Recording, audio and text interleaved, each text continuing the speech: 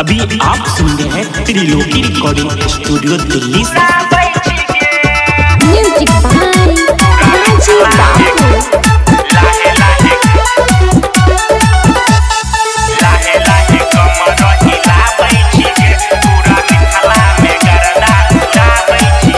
छौरी एलही बंगाल सा तू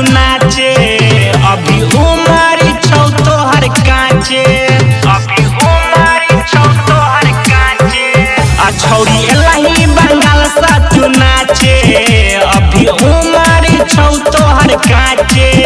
माला लागे छही टॉप कपड़ा पहने छी छोट, माला लागे छी टॉप कपड़ा पहने छी छोट। लहंगा किया उठाबै छी गे, लाहे लाहे कमर हिलाबै छी गे, पूरा मिथिला में गर्दा उड़ाबै छी गे।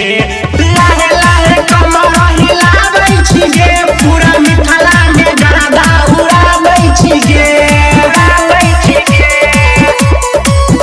पूरा मिथिला में लाहे लाहे कमर हिलाबै छी गे, पूरा मिथिला में गर्दा उड़ाबै छी गे। नाचे छही माली सबे से हट के, मजा ले छही सब छौरा में से टिके।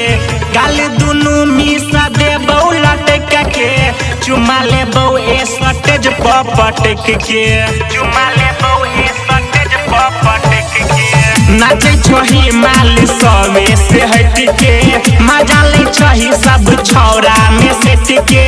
गाल दुनू मिसा देबौ लटक के, चुमा लेबौ ए सटेज पटक के। माला छी छौरी ताजा हमरा आबै छही मजा, माला छी छौरी ताजा हमरा आबै छही मजा, दिलवा के तरफ आबै छी गे। लाहे लाहे कमर हिलाबै छी गे, पूरा मिथिला में गर्दा उड़ाबै छी गे। लाहे लाहे कमर हिलाबै छी गे, पूरा मिथिला में गर्दा उड़ाबै छी गे, उड़ाबै छी गे। राजीव बाबू।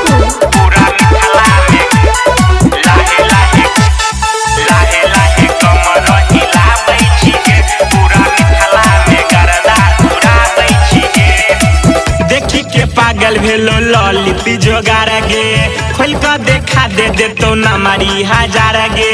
मांगे छोड़ा टराम शरण उधार गे, देवही तरी तू आके है तो सुधार गे, तो सुधार गे, तो सुधार गे। देखी के पागल भेलो ललित जोगार गे, खोल कर देखा दे देतो नमरी हजार गे। मांगे छोड़ा टराम शरण उधार गे, देवही मुकेशवा के है तो सुधार गे, आ गाना गाबै छो त्रिलोकी यूज कर तो सिरिंच, गाना गाबै छो त्रिलोकी यूज कर तो सिरिंच। चोली से गोली चलाबै छी गे, लाहे लाहे कमर हिलाबै छी गे, पूरा मिथिला में गर्दा उड़ाबै छी गे। लाहे लाहे